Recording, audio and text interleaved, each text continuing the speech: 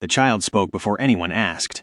She spoke before doors opened, before letters arrived, before blood cooled on the floorboards. And when Catherine Doyle spoke, grown men forgot how to breathe. In the winter of 1871, in a river town erased from most maps of the northeastern United States, people learned a truth older than fear itself. Some secrets do not wish to be discovered. They wish to be remembered. This is not a story about a haunted house. It is not a story about a curse passed through generations. It is a story about a child who knew things no living person should have known, and about the price paid by everyone who listened. The church records list her name once. The town ledger crosses it out twice. And the grave that should belong to Catherine Doyle has never been found. What follows was reconstructed from testimonies, confiscated journals, and a single audio transcript dictated decades later by a man who begged that his name never be spoken aloud again. Once you hear what Catherine said, you will understand why. The Doyle house stood at the edge of Blackwater Creek, where the river slowed and the fog refused to lift even at noon. It had been built before the Civil War by hands that never signed their names, and by 1871 its walls had learned how to listen. Catherine Doyle was 7 years old when the town first noticed her. Not because she screamed, not because she wandered at night, but because she answered questions that were never asked. The schoolmaster, Mr. Elwood Harris, was the first to write it down. In his attendance book, beside Catherine's name, he scratched a note so hard it tore the paper. The child speaks ahead of thought. That morning, he had been reading silently at his desk when Catherine lifted her head and said, calmly, without emotion, "Your brother drowned face down, not face up like you tell them." The room went silent. Mr. Harris's brother had drowned 6 years earlier. Only 2 men knew the truth of how the body had been found. One of them was buried. The other was standing at the blackboard, his chalk slipping from his fingers. When he demanded to know who told her, Catherine blinked slowly. "No one," she said. "He told me himself. He was very cold." The school closed early that day. Within a week, Catherine was no longer allowed to attend. Her mother, Margaret Doyle, was a widowed seamstress with hands permanently stained by ink and thread. She insisted her daughter was imaginative, sensitive, gifted. But neighbors began to notice that Catherine never played with other children.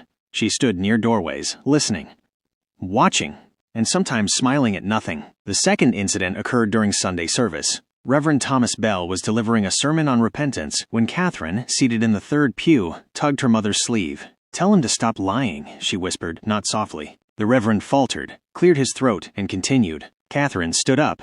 "You buried her behind the shed," she said, her small voice carrying through the church. "But she's not asleep. She keeps asking why you won't tell." The Reverend collapsed before he hit the pulpit. By nightfall, the story had spread through Blackwater like rot through wood. The town split itself in two, those who believed the child was touched by God, and those who believed she was touched by something else. What no one considered was the third possibility, that Catherine Doyle was not being spoken through. She was listening. Margaret began locking the doors at night. It did not help. Catherine would wake screaming, clawing at her own arms as if something beneath her skin was trying to crawl out. She spoke in her sleep, listing names, men, women, children, some long dead, others still alive and suddenly very afraid. Once, Margaret shook her awake after hearing her whisper near dawn. "What do they want?" Margaret begged. Catherine sat up, eyes wide and unfocused. "They want you to remember," she said. "And they want me to make you." The first death followed soon after. A butcher named Samuel Crowley was found hanging in his shop, feet inches from the floor, eyes frozen open. On the wall behind him, carved deep into the wood, were 3 words. She told me. No one asked who she was. They already knew. The town council met in secret. Windows were covered. Lamps were turned low. Catherine's name was never spoken aloud, only referenced with gestures or pauses thick with dread. "She knows about the well," one man whispered. "She knows about the fire," said another. A third man began to cry. They agreed on one thing only. The child had to be silenced, not killed, contained. They told Margaret it was for Catherine's protection, that the girl was ill, that a physician from Boston had agreed to take her somewhere quiet, somewhere safe. Margaret did not believe them, but when she tried to leave town, every road seemed to fold back on itself. Horses refused to move.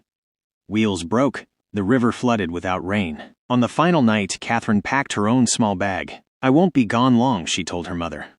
"They never keep me." Margaret followed the carriage until the fog swallowed it whole. Catherine was taken to the old infirmary on Hawthorne Hill, a place abandoned after the war, its lower floors permanently damp, its upper rooms sealed and unused. According to the intake log, Catherine Doyle arrived at 9:12 p.m. According to the same log, written in different ink, she never left. What happened inside that building was not recorded officially, but pieces survived. A nurse's diary, found years later with pages torn out. A locked drawer containing teeth that did not match any known patient.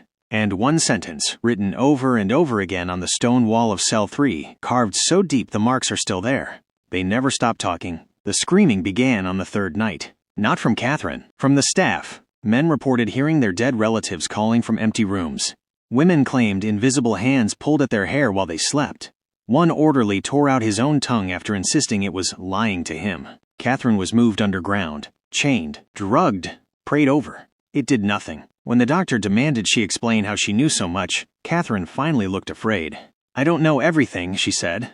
"I only know what won't stay buried." On the sixth night, the infirmary caught fire. No one knows how it started. By the time townsfolk reached the hill, the upper floors were already collapsing.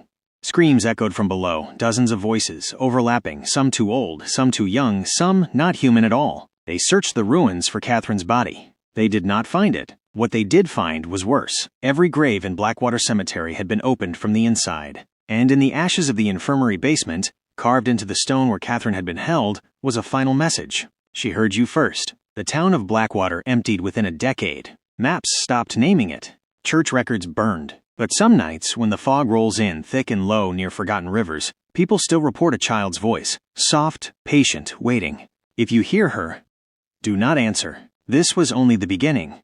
Catherine Doyle vanished into the smoke and silence, but the darkness she left behind did not fade. It grew. It whispered. The town of Blackwater was emptying, but not all who left were gone. Some stayed, tethered by a secret no one dared to speak aloud. Margaret Doyle, Catherine's mother, was the first to return. Haunted by dreams stitched with fire and cold voices, she crossed the cracked streets alone, each step echoing like a question no one could answer. She found the church abandoned, its wooden pews splintered, hymnals torn and scattered. On the altar, a single candle burned, though no one had lived here for months. Margaret's fingers trembled as she reached out, the flame flickering but never dying. At the edge of the town square, a group had gathered, but not the ones she remembered. Their faces were pale, eyes hollow, moving slowly, speaking in murmurs like the wind through dead branches. "They hear her," one whispered. "They never stop," another replied. Margaret's heart hammered. She had tried to forget, to believe Catherine's disappearances were a mercy, but the town was alive with the echoes of something old, something waiting. She followed the whispers to the riverbank where the water ran thick and black as ink. There, etched deep into the mud, were footprints. Too small for a child, but too sharp for an animal. The footprints led to the well.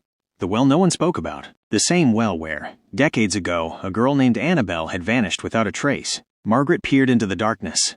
The air was cold, a breath against her cheek. "Tell me," a voice said, soft, urgent, and chilling. Margaret stumbled back. "Who's there?" she demanded, voice cracking. But the river swallowed the sound. In the days that followed, townspeople who dared to remain spoke of Catherine's voice carried on the wind, calling names long dead and long forgotten, and one by one, they began to disappear. Margaret's notebook, recovered years later, contained one chilling entry. "She is not gone.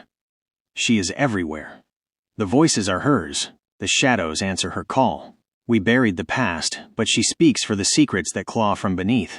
I fear the child is the town's curse and its salvation, both wrapped in one." The town of Blackwater was never found on any new map, but some say if you listen closely near a forgotten river at night, you can hear the faint whispers of a child who spoke secrets no one should ever know. The fog rolled in thicker that night, swallowing the crooked silhouettes of Blackwater's abandoned buildings. The wind carried whispers, soft, fragmented, barely there, but enough to freeze the blood of anyone who dared to listen. Margaret Doyle had not spoken to a living soul since returning to the empty town.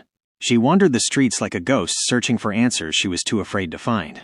Her fingers traced the rough wood of the Doyle house, its windows like dark, unblinking eyes watching her return. Inside, the air was thick with the scent of decay and something older, something that didn't belong to this world. On the cracked floorboards, she found a small, worn notebook, Catherine's. The pages were filled with strange drawings, webs of lines connecting names, dates, and symbols she did not recognize. At the center of it all was a drawing of a child, but the eyes were hollow, black voids that seemed to suck in the light. Margaret's eyes scanned the margins, where faint scribbles had been etched hastily. "They are beneath us." The well remembers, the river knows, as if the words themselves were warnings. Determined to uncover the truth, Margaret descended to the town's well, its opening covered in tangled roots and rusted iron. The darkness inside seemed endless, swallowing the weak beam of her lantern. She dropped a small stone and waited. Seconds later, a faint splash echoed back. But then, something else. A whisper rose from the depths, barely audible, like a breath on the back of her neck. "Come closer." Margaret's heart pounded as she stumbled backward, tripping over broken bricks. The well was not just a well. It was a gateway, a mouth hungry for memories long buried and sins never confessed. The townspeople who remained told stories in hushed tones. Stories of children vanishing near the water, of strange lights beneath the river's surface, and voices that called them by name in the dead of night. One man, old and gaunt, claimed to have seen Catherine standing on the water itself, her eyes shining like stars, whispering secrets that made the trees shudder. Margaret found herself haunted by a recurring nightmare, Catherine's voice calling from beneath the water, begging her to listen. When dawn broke, she was gone. Only her notebook remained on the Doyle house's doorstep, open to a final entry. "If you find this, know that some secrets cannot be kept. They will claw their way back into the light, no matter how deep they are buried." Catherine did not vanish. She became the voice for those who have no one left to speak for them. And as the sun set on Blackwater, the whispers began again, louder this time, calling out through the fog. "She waits." The chill in the air was sharper now, cutting through what little warmth remained in Blackwater. Days had passed since Margaret disappeared, and the town's remaining few trembled under the weight of growing dread. Each night brought new whispers, not just heard but felt, like cold fingers trailing down spines, shadows stretching unnaturally long. A stranger arrived, a historian named Elias Thorne, drawn by the rumors that clung to Blackwater like mold. He carried a leather-bound journal filled with old letters and faded photographs. His eyes were weary, but his curiosity was relentless. Elias sought out the townsfolk who had not fled. They spoke reluctantly, their voices trembling as they recounted tales of Catherine Doyle and the horrors that followed her. "She knew things no child should," said Old Man Grady, voice barely a whisper. "Things that weren't meant to be spoken. After she came back from the infirmary, well, that's when the real darkness began." Elias pored over Margaret's notebook, deciphering the cryptic symbols and notes. It became clear. Catherine's knowledge wasn't mere childhood delusion. She was connected to something ancient, something buried beneath the town itself, something hungry. Following clues in the journal, Elias found himself drawn to the old infirmary ruins, now nothing but blackened stones and twisted metal.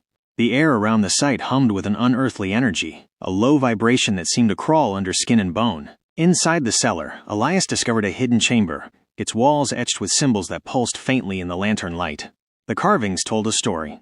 Centuries ago, before Blackwater was built, a cult had thrived here, worshipping a forgotten deity that fed on secrets, memories, and souls trapped in silence. The well, the river, even the fog, they were all gateways and vessels for this ancient force. Elias's breath caught when he found a small wooden box, sealed tight.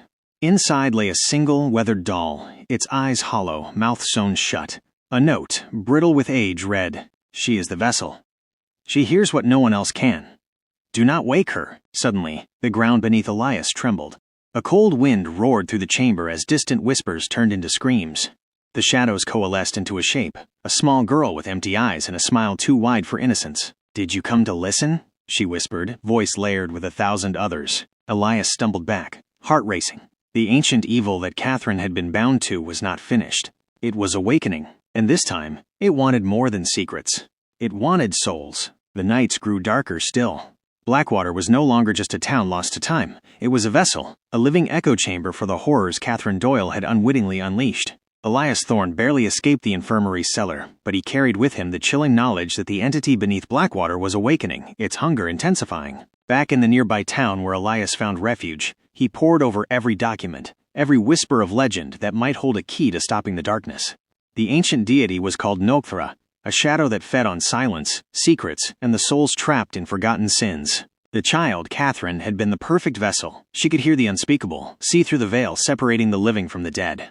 But once the cult was destroyed, they had tried to lock Nokthra away, burying the knowledge deep beneath Blackwater's well. It was a fragile prison, and Catherine, in her innocence, had torn it open. Elias realized the only way to end the nightmare was to confront the source itself. He returned to Blackwater alone. The fog swallowed him whole as he reached the riverbank near the old well. The water churned unnaturally, black as tar, reflecting a twisted moon. From the depths the whispers rose, soft, coaxing, maddening. "Come. Listen." "Remember." Elias felt the cold grip of the water pull at his boots. He resisted, shouting Catherine's name, trying to anchor himself to reality. Suddenly, the child appeared before him, her eyes hollow but filled with endless sorrow. "You cannot stop this," she said. "I only opened the door. Now it is time for it to speak." The waters bubbled, and from beneath rose countless faces, those lost to the well, to the town, to time. Their mouths moved, but no sound came. Elias raised his lantern, casting light on the faces that twisted in silent screams. He screamed back. In the moment that followed, the ground shattered, the river roared, and the voices exploded into a deafening chorus. And then silence. When Elias awoke, Blackwater was gone. The river was calm. The fog lifted. But the notebook lay in his hands, open to a final page written in a trembling hand. She spoke secrets no one should know. Now the silence has teeth. Beware the child who listens. The darkness never left. It waits for the next secret to be spoken. The sun rose over the empty fields where Blackwater once stood, casting long shadows across the cracked earth. The town was gone, erased, swallowed by time and silence. But the stories refused to die. Elias Thorne returned to the world beyond the river, carrying the weight of what he had witnessed. The notebook, Catherine's final message, was a constant reminder. Some truths are too dangerous, some voices too powerful. In his later years, Elias warned others, but most dismissed his tales as madness born from isolation. Yet, those who listened closely heard the faintest whisper, carried on the wind, like a child calling from the shadows. Remember, Catherine Doyle was never just a child. She was a conduit for the forgotten, the silenced, and the damned. Her voice echoed through history, a chilling reminder that some secrets demand to be heard, even if they bring darkness with them. If you ever find yourself near an abandoned river town cloaked in mist, and you hear a soft voice whispering your name, don't answer. Because the child who spoke secrets no one should know is still listening. Forgotten Remains, thanks you for joining this journey into the shadows. Remember to like, subscribe, and hit the bell icon, because some stories are meant to be heard, but only if you dare. Until next time, keep your eyes open and your secrets close. The past is never truly gone. Forgotten Remains.